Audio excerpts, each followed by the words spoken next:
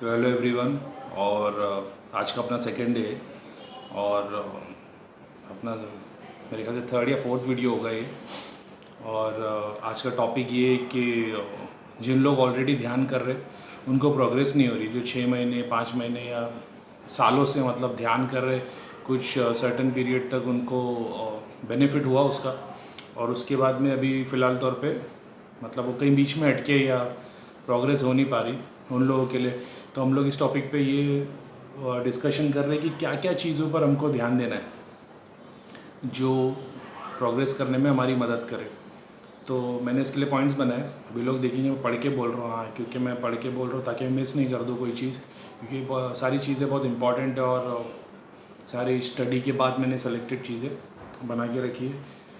तो let's start. सबसे पहले अर्ली मॉर्निंग वेकअप, सुबह उठने की आदत डाल दो। बहुत सारे लोग ये ध्यान करते हो और सुबह नहीं उठते, तो एक ये आदत डाल दो कि आप मेडिटेशन मॉर्निंग टाइम करें। आफ्टर सनराइज़ 6 बजे से स्टार्ट करके 6 7 8 9 ये ऑलमोस्ट बेस्ट टाइम है। और जो प्रो लेवल पे वो तो 4 बजे 3 बजे उठ के भी कर सकते हैं, आप 24 घंटे में कभी भी कर सकते। लेकिन आप अभी ये आदत डाल दो कि आप रोज़ मॉर्निंग में उठा करो या सनसेट के दौरान। ये 2 टाइम बेस्ट है मेडिटेशन के लिए। दूसरी चीज़ आती है कि हाइजीन। हाँ, मेडिटेशन से पहले नहा धो लो, जैसे इस्लाम में बोलते वज़ू कर लो। मैं तो वज़ू करके बैठता था, नहा के बैठता था, और मेरी वो आदत रही है हमेशा से। तो उसकी एक आदत डाल दो, हाइजीन, साफ़ सुथरे। क्योंकि यार जब आप जाप करो ना, भगवान का नाम ले रहे हो, अब भगवान का नाम आप कैसे भी हालत में ले सकते हो, ज़रूरी नहीं कि आपको कि नहा धो के बैठना है। लेकिन बहुत सारी पॉजिटिविटी, सिद्धियाँ और वगैरह वगैरह, जो मतलब मन साफ़ है, बाहर से तन भी साफ़ हो जाएगा तो बेटर है। उपनिषद वगैरह में बताया गया, जो पुराने योगी होते थे वो सुबह 4 बजे उठ के नदी में जाके नहा के आके ध्यान करने बैठते थे। तो स्पिरिचुअलिटी का उससे लेना देना है, पाक रहना, इससे बॉडी क्लीन, मन क्लीन, बस वो। अब बहुत सारे लोग ऐसे जो ध्यान करते, जाप करते, प्रोग्रेस नहीं हो रही। मेरा एक्सपीरियंस, मैं सिर्फ ये बताता हूँ, मेरे को इस्लाम में ये बताया गया है ज़िक्र यानी जाप, इसको सबसे ऊपर, सबसे अव्वल, मतलब भगवान के लिए हम लोग सबसे बेस्ट क्या कर सकते हैं, तो वो ज़िक्र, वही हम लोग बता रहे हैं, मानसिक जाप। सेकंड चीज़ बताई है फास्टिंग, भूखे रहने को सबसे बड़ी इबादत बताई गई है। अब मेरा एक्सपीरियंस ये था कि जब मैं रमज़ान के महीने में जब मैं ध्यान करना, मेडिटेशन करना, जाप करना शुरुआत की थी, उसके 1 से 2 महीने के बाद में फिर रमज़ान शुरू हो गया था। तो होता ये था कि रात की मील हमारी 10-11 बजे की होती थी, और सुबह 4 बजे उठ के मैं इफ्तारी करता नहीं था, पानी पी के सो जाता था। इफ्तारी का मतलब सुबह 4 बजे उठ के खाना, तो मैं नहीं खाता था, मैं पानी पी के सो जाता था। और फिर बाद में मैं कुछ 11-12 बजे उठता था और नहा धो के तैयार होकर अपने सब काम सेट करके फिर 2 बजे तक मैं जाप करने बैठता था। तो मैं 7 बजे तक, लगभग 7 साढ़े 7 तक बैठता था, 4-5 घंटे तक। और उसके दौरान में ये होता था, फिर इफ्तारी का टाइम हो जाता था तो अपनी मील। अब उस वक्त मैं एक डाइट फॉलो कर रहा था, डॉक्टर विश्वरूप रॉय, यूट्यूब पे उनका चैनल है, आप चाहो तो चेक कर सकते हो। अब बताने का रीज़न ये है क्योंकि मेरा एंजियोप्लास्टी हुआ है, मेरे को high cholesterol, blood pressure, diabetes वगैरह बहुत सारी बीमारी है, एलर्जी भी है। तो उसके लिए उन्होंने एक डाइट बताया, सुबह 6 से 12 तक खाली फ्रूट खाओ, 12 से शाम के 8 तक खाली कच्ची भाजी। अब मैंने वो डाइट फॉलो करने लग गया, मेरा मतलब वेट इतना फास्ट लूज़ हो गया और मैं बहुत फिट रहने लगा, मतलब दिन भर में बहुत फुर्ती रहती थी। तो सेम जब रमज़ान का महीना चालू रहा तो शाम में इफ्तारी के वक्त भी मैं फ्रूट बहुत कम खाता था, कच्ची भाजी ज़्यादा खाता था, गाजर, बीटरूट, शिमला मिर्ची, कैप्सिकम, बस एक बोल भर के, लगभग ऑलमोस्ट 1 किलो की जितनी भाजी। हाँ, कि जितना अपना वेट है अपने को उतनी भाजी खानी चाहिए, उसका 1%। तो मेरा वेट कुछ 100 kg था, तो मैं 1 किलो के लगभग कच्ची भाजी खाता था। शुरुआत में टफ था, लेकिन बाद में आसानी से खाने लगा। और फिर रात में एक मील मेरी रहती थी। तो होता ये था कि मैं ऑलमोस्ट मतलब दिन भर भूखा ही रहता था। और उस भूखे रहने पे मैंने ये, मेरा एक्सपीरियंस था कि भूखे रहने पे ना ज़्यादा एनर्जी नहीं रहती थी बॉडी के अंदर। लेकिन जब वो लो एनर्जी में जब जाप करते हो ना, तो अंदर से फीलिंग इतनी स्ट्रांग आती फिर उसके बाद में मैंने उपनिषद में ये बात पढ़ी थी कि जो सात्विक भोजन है, यानी अब अपने डाइट में ज़्यादा से ज़्यादा फ्रूट, वेजिटेबल्स इसका यूज़ करो, जंक फूड कम कर दो। तो जंक फूड, ऑयली फूड से कोलेस्ट्रॉल ज़्यादा होता वगैरह। पुराने ऋषि मुनि तो वो सब खाते ही नहीं थे। तो बेसिक आइडिया ये है कि उस वक्त क्या होता था, जो उन लोग फॉलो करते थे और उनको वो चीज़ें अचीव होती चली गई। तो वो चीज़ पे मैंने ध्यान दिया और फिर मैं वो डाइट फॉलो करता था। तो भूखे रहने को सबसे बड़ी इबादत बताया गया। रमज़ान का महीना, मेरी तबीयत ठीक नहीं तो मैं ऑलरेडी डाइट फॉलो कर रहा हूँ, तो वो इन सेपरेट फैक्टर्स मेरे को बहुत फ़ायदा हुआ हर चीज़ से। तो वो अगर आप मतलब 2-5 साल या 1 साल से ध्यान कर रहे हो, आपकी प्रोग्रेस नहीं हो रही, ये बात पे ध्यान दो। हाइजीन के ऊपर, मॉर्निंग में उठने की, और डाइट। ज़्यादा से ज़्यादा फास्टिंग करो, हो सके ना रोज़ फास्टिंग करो। बहुत कोई ज़िंदगी भर नहीं करना, 2-3 महीना अगर आपने रोज़ फास्टिंग कर ली तो आपकी स्पिरिचुअलिटी और आपकी आत्मा इतनी स्ट्रांग, क्योंकि है ना, जैसे प्रीतम भाई ने बताया था, जो दिन भर खाते रहते हैं ना, तो उससे बॉडी सिर्फ खाना डाइजेस्ट करने का काम करती रहती है। तो बॉडी का जो असली रीज़न है, भगवान ने हमको ये शरीर क्यों दिया है, वो समझ ही नहीं पाते हम। और भूख, जब आप फास्टिंग करोगे ना, आपको भूख नहीं लगेगी। 2-3 दिन भूख लगती है, उसके बाद नहीं लगती, फिर सिर्फ खाने की क्रेविंग होती है, डिज़ायर होते हैं। और उस वक्त जब वो डिज़ायर को मार के आप भगवान का नाम ले रहे होते हैं ना, वो आपको और सर्टन फैक्टर्स में ग्रो करता है। तो ये छोटी छोटी बातें हैं, लेकिन मैंने ये सारी चीज़ों पर ध्यान दिया है। हो सकता है मेरे को ऊपर वाले ने इस तरीके से मतलब लेसन दिया ताकि मैं दूसरे को बता सकूँ। तो मेरे एक्सपीरियंस में तो ये बात रही, क्योंकि बहुत सारे लोगों ने बताया था कि हमको ये अचीव नहीं हो रहा, हमारी ये प्रॉब्लम है, ये प्रॉब्लम है।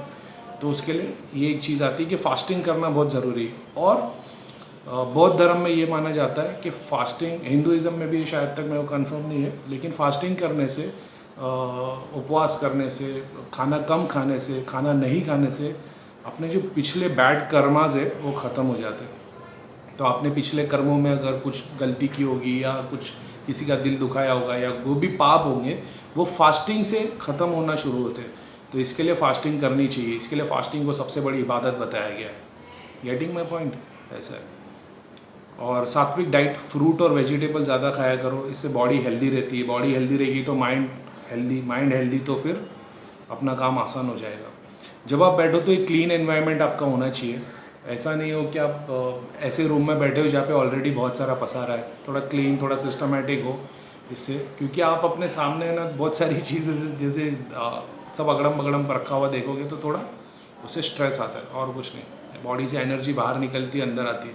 तो आप चाहते हो कि एक सिस्टम बना रहे स्लोली आने का। बाकी बहुत ज़्यादा उससे चेंजेस नहीं होते, लेकिन क्लीनलीनेस मस्ट है। देवी देवता, सिद्धियाँ और सारी पॉजिटिव एनर्जी क्लीनलीनेस में बिलीव करते हैं। इसके लिए आप साइंटिफिकली देखोगे ना, जो इयॉन्स होते हैं वो नेचर वाली चीज़ों पे, समंदर के पास, वाटरफॉल के पास ज़्यादा मिलते हैं। तो वो वैसी चीज़ों को एनवायरनमेंट में आपके, जैसे नेचर के पास ज़्यादा से ज़्यादा, मतलब घर में बैठने की जगह सराउंडिंग में जाओ जहाँ पे समंदर हो, पहाड़ हो, ट्रीज़ हो। अब आज की डेट में तो सब मुश्किल है, तो इसके लिए बेटर वही है कि घर में क्लीनलीनेस बना के रखो। दूसरी चीज़, ईयर प्लग्स डालने की आदत डाल दो। बहुत सारे लोग ये जो मेडिटेशन के लिए बैठते हैं 2-2 घंटे तक आँख बंद करके बैठे रहते, दिखता उनको कुछ नहीं है, ना ही कुछ बहुत ज़्यादा अचीव होता है। बस वो 2 घंटे के बाद या 1 घंटे बाद उठते बोलते बस माइंड फ्रेश हो गया, एकदम हल्का लग रहा है। एक्चुअल में ना, ध्यान करने के बाद में हल्का लगता बिल्कुल भी नहीं है, ना ही आप फ्रेश हो जाते हो, इनफैक्ट आप बहुत थक जाते हो।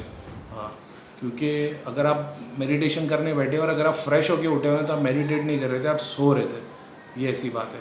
और जो ध्यान करता है यार, उठने नहीं होता 4 घंटे बाद, सॉरी। तो जो ध्यान करता है तो 4 घंटे के बाद उठा नहीं जाता है, पैर टाइट हो जाते, कमर सीधी नहीं होती है, तो इसको बोलते हैं ध्यान, क्योंकि बॉडी पूरी वीक पड़ चुकी होती है, ऐसा है। तो इसके लिए बेटर वो है, आप ईयर प्लग्स लगा लो। ईयर प्लग से आप साउंड से डिस्ट्रैक्ट नहीं होंगे। ब्लाइंड फोल्ड लगा दो, बहुत इंपॉर्टेंट बात है ये। मेरे को पता नहीं, मैं घड़ी घड़ी बहुत इंपॉर्टेंट, सबसे इंपॉर्टेंट क्यों बोलता हूँ, लेकिन ये ऑलमोस्ट इंपॉर्टेंट पॉइंट्स है जो मैंने इसमें लिख के रखे। ब्लाइंड फोल्ड डाल दो, आँख पे एक पट्टी बांध दो, 1-2 कपड़ा कुछ रख दो जिससे आपकी आँख खुले नहीं, ना ही टाइट बांधना है, हल्के से बांधना है।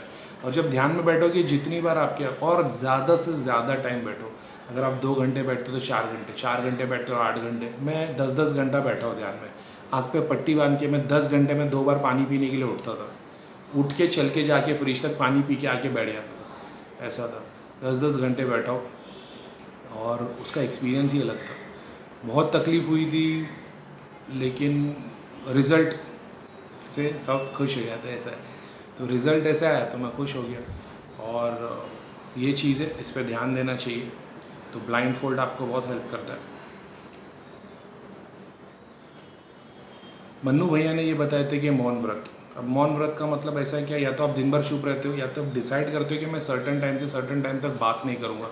तो आज की डेट में बिज़ी स्केड्यूल में ये हो नहीं पाता है। लेकिन अगर आप ये चीज़ निकाल लेते हो और आप नहीं बोलते हो जब, तो आपको जो रियलाइजेशन होता है ना, मैं एक्सप्लेन नहीं कर सकता। वो आप तभी समझ सकते हो जब आप मौन रखोगे। अगर आप 3 दिन का मौन व्रत रख दो, आप बिल्कुल बात ना करो, ना चैटिंग करो, ना किसी को लिख के कुछ दो, वो स्टेट ऑफ माइंड को आपके चेंज कर देता है। आप खुद की पर्सनालिटी नहीं रहते हो, आप बिल्कुल चेंज हो जाते हो। बहुत डिफ़िकल्ट है, लेकिन अगर आप करोगे तो आपका जो आप काम कर रहे हो मेडिटेशन और ध्यान को लेके इंटू 10 हो जाता है। वो 10 गुना ज़्यादा स्पीड से बढ़ता है। और बहुत सारे लोग ऐसे जो ध्यान में बैठते हैं और कुछ देखने की कोशिश करते हैं कि मुझे भगवान दिखेगा, हनुमान जी दिखेंगे, या शंकर भगवान दिखेंगे, या महाकाली दिखेगी, या जो भी है। तो उस चीज़ को लेके कुछ देखने की कोशिश मत करो। कुछ दिख रहा है ना तो उसे रोको भी मत, आंख बंद करके बैठे रहो बस। हाँ, स्टोरी चलते जाएगी तो आपको स्टोरी को ध्यान से हटा देना है। कुछ आप ख्याल में घुस जाओगे, हटा देना है। जो भी चीज़ आपके सामने आती है आपको हटा देना, आप रुको मत उस पर। जैसे आप रुकोगे ना, आप स्लो हो जाओगे। तो ध्यान में जितनी चीज़ें दिखती है उसको माइंड से हटा दो, उसको छोड़ दो, दूसरे टॉपिक पे ध्यान दो। जैसे अपने हिंदू देवी देवता जितने हैं, जो उसको उनको फॉलो करता है, वो आँख बंद करके देखे अपने देवता को देखने की कोशिश करते रहते। तो प्रोग्रेस में फिर उनके कुछ आइडियाज़ आते हैं, कुछ ब्रेन में इमेजेस आती है, तो वो उसमें कंफ्यूज हो जाते हैं। तो किसी की इमेज मत रखो, जो भी आ रहा है उसको हटाते जाओ, ब्लैंक रखो, ब्लैंक। किसी भगवान की फ़ोटो पे ध्यान मत दो, स्टोरी पे ध्यान मत दो, पुराने थॉट्स पे ध्यान मत दो। अभी बहुत सारे लोग ये बोलते हैं कि हाउ टू रिमूव थॉट्स, हम थॉट्स को कैसे निकाले जाए। विचार कंटिन्यू आते रहते हैं, विचार कंटिन्यू आते रहते हैं। मेरा एक्सपीरियंस ये है, आपको विचार तब भी आते, और मतलब मेरा एक्सपीरियंस आने स्टडी करके बता रहा हूँ मैं बहुत सारी बुक्स और बहुत सारे डेटा मटेरियल में रीड करता हूँ, देखता हूँ, तो मेरे को पता चलता है। बहुत सारे एल्डरली स्पिरिचुअल लीडर्स या जो जिन्होंने लाइफ में कुछ किया है स्पिरिचुअलिटी को लेके, उनको मैं फॉलो करता हूँ। तो मैं पॉइंट्स नोटिस करके लिख के रखता हूँ कि उन लोगों ने क्या क्या चीज़ बताई है। तो ज़्यादातर लोगों ने ये बताया है कि आप थॉट्स को जब तक रिजॉल्व नहीं करोगे ना, आपको थॉट्स आते रहेंगे। तो आपको रिजॉल्व करना है। फॉर एन एग्जांपल, बहुत सारे लोग बोलते हैं कि हमको मलिन विचार आते हैं, हम मतलब कुछ भी गंदा दिखाई देता है, तो ये क्या चीज़ है। तो बेसिकली आइडिया वही है कि मलिन विचार तब भी आएंगे जब आपके अपने मन में कहीं ना कहीं कोई चीज़ को छुपा के रखा होगा। जैसे आप पिक्चर देख रहे हो, या कोई पॉर्न देख रहा है, या किसी पे आप बुरी नज़र डाल रहे हो, भले से 1 सेकंड के लिए, किसी को आप चाहते हो या देखते हो, और आपने अपने दिल में वो चीज़ को दबा के रखा है। आपका बेसिक आइडिया ये है ना, मैं भी इससे गुजरा हूँ, ऐसा नहीं है कि मैं संत हूँ, मैं भी इससे बहुत अच्छी तरह से गुजरा हूँ। मैंने इसको टैकल इस तरीके से किया। मैं हमेशा ये सोचता था कि जब भी मेरे दिल में किसी के लिए ख्याल आता था, चाहे कोई गैर हो, चाहे पिक्चर की कोई हो, मॉडल हो, हीरोइन हो, प्रोग्राम हो, मैं हमेशा ये सोचता था कि अगर मेरी माँ या बहन या बेटी को कोई ऐसी नज़र से देखेगा तो मुझे कैसा लगेगा। तो मेरा थॉट हमेशा ये था कि मैं उनको अपनी माँ, बहन, बेटी जैसा देखूँ। और वो चीज़ ने मेरे को प्योरीफाई, जबकि मैं मेडिटेशन और स्पिरिचुअलिटी में नहीं था, मैं इसके पहले सिर्फ कुरान पढ़ता था। और ये कम से कम मैं 10 साल पहले की बात बता रहा हूँ, और 2000 मेरे ख्याल से 7, 8, 9 की बात है। तब भी मैं कुरान बहुत पढ़ता था। तब से मैंने ये आदत डाल दी थी कि उसके पहले तो ठीक है, लेकिन उसके बाद में मैंने आदत डाल दी थी। किसी को भी अगर किसी के बारे में भी थॉट्स आता था ना, तो मैं सिर्फ यही सोचता था कि ये मेरी माँ या मेरी बहन है। और उसके बाद में यार दिल अंदर से इतना पाक होने लग जाता है ना, और आप मतलब ऊपर से ना बरसात होने लग जाती है ग्रेसफुल गॉड की, जब आप अपनी छोटी छोटी चीज़ों पे ध्यान देते हो। वैसे ही फिर मैंने सोचा कि भाई अगर हमारी माँ, बहन, बेटी को कोई देखेगा तो कैसा फील होगा, वो ख्याल आने बंद हो गए। और उसके बाद में फिर कभी फैमिली को रिलेशन में कोई ध्यान आएगा कि भाई काम में प्रोग्रेस नहीं हो पा रही है, बिज़नेस का कैसा किया जाए, तो आप घड़ी घड़ी बिज़नेस के ख्याल को दिमाग से निकालोगे। या जो भी चीज़ है, मतलब उसको जब तक सॉल्व नहीं करोगे, जैसे आप सोचोगे कि हाँ भाई मेरा बिजनेस नहीं हो रहा तो इसके लिए क्या किया जाए, तो बोले क्या कर सकते हैं, सब कुछ तो भगवान के हाथ में है, मेरा काम मेहनत करना है, हुआ हुआ, नहीं हुआ नहीं हुआ, ख़त्म हो गई बात, ये सॉल्व हो गया केस। अब आपको दोबारा वो थॉट आएगा नहीं। आपके सर पे कोई बर्डन है, किसी को कर्जा चुका रहा है और आप उससे भाग रहे हो, आप उनसे मिल के बात करो कि भाई मैं नहीं कर सकता, मेरी तकलीफ़ चालू है, तो दोबारा फेस कर पाओगे।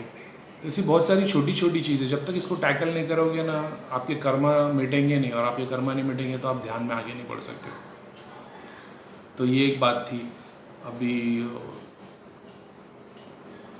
Only come if you thought for someone, okay. और हर पल हर रोज़ आस्क फॉर फॉरगिवनेस, भगवान से माफ़ी मांगो अपने कर्मों की। अगर हमसे कोई गलती हो गई, बहुत सारे लोगों को ऐसा लगे कि भाई हमसे क्या गलती हुई, अब तो दुनिया ऐसा कर रही है। खुद की बुराई देखो, दूसरों की अच्छाई देखो। नॉर्मली हम करते ही सबकी दूसरों की बुराई देखते और अपनी अच्छाई देखते। जितना हो सके भगवान से माफ़ी मांगो अपने कर्मों के लिए, क्योंकि उसकी बहुत ज़्यादा ज़रूरत है। जो भगवान में नहीं मानते तो फिर तो बात ही अलग है।